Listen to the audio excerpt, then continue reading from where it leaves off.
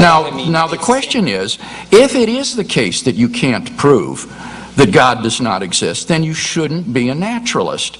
You should be some sort of agnostic or something, but you shouldn't go around saying things like, nature is all there is. There is nothing beyond matter and energy. There is no supernatural reality, because those claims exceed what you yourself say you can prove. So you need to make more modest claims about your position that are more simply agnostic or something, and find a new name rather than naturalism, because that isn't something that you can sustain the burden of proof for.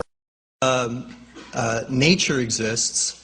If there's an argument against that, I haven't heard it.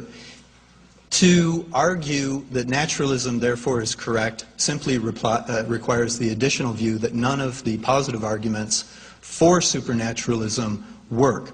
To declare that supernaturalism cannot be proven false is in itself not a positive argument for supernaturalism. Now, Dr. Shook, from those two premises, that nature exists and that there is no bridge to a supernatural reality, do you really think that it follows that nature is all there is?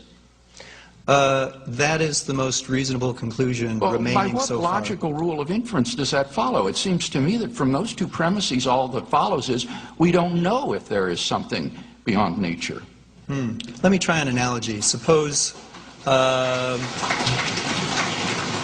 to see how my reasoning process works, let me try an analogy. Suppose you have a large sum of money you wish to invest, and I'm a broker, and I'm telling you the stock market's going up and up and up and up and up.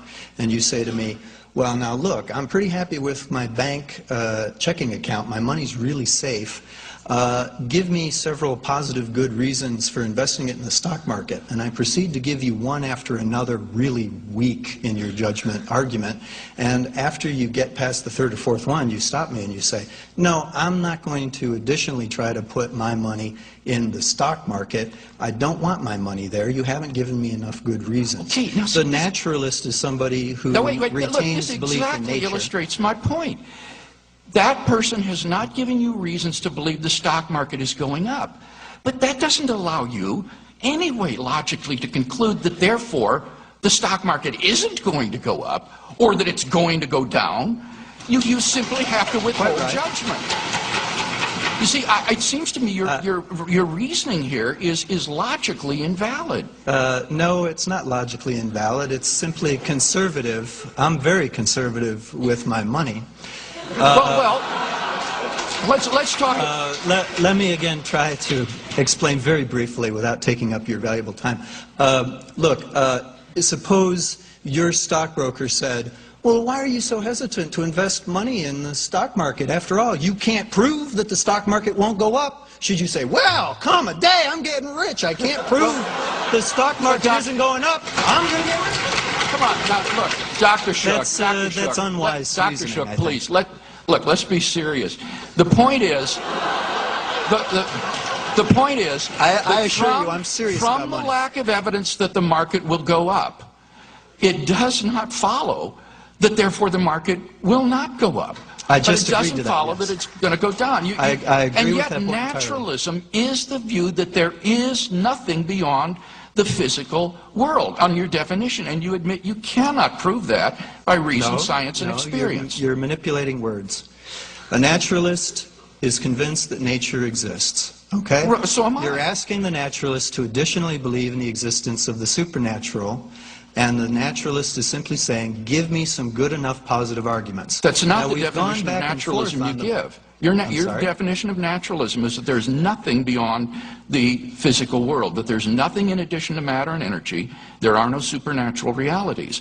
And the absence of evidence for those leaves you at best with agnosticism, not with naturalism. Naturalism cannot establish its own worldview. Quite right. It's unfortunate that we're back to debating terminology instead of reality.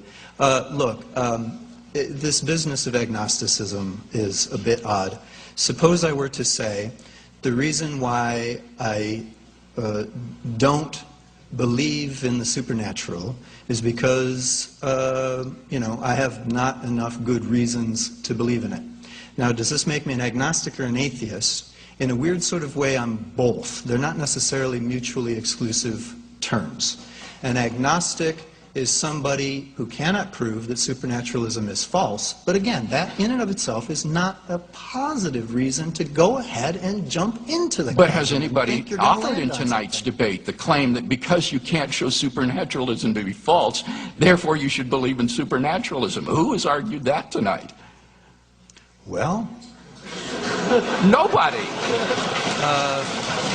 I've given five positive arguments for supernaturalism, and we've not heard any positive arguments for naturalism. All you have said is that my arguments fail, but that doesn't serve to establish that the material world is the only reality there is. There could be something beyond it. There could be something beyond it, and I've already told you it might be more nature.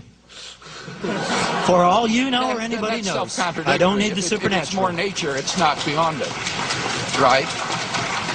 That's a self-contradiction, friends. Those who say that there may be more nature beyond it, it's still nature. That doesn't say there is something beyond nature.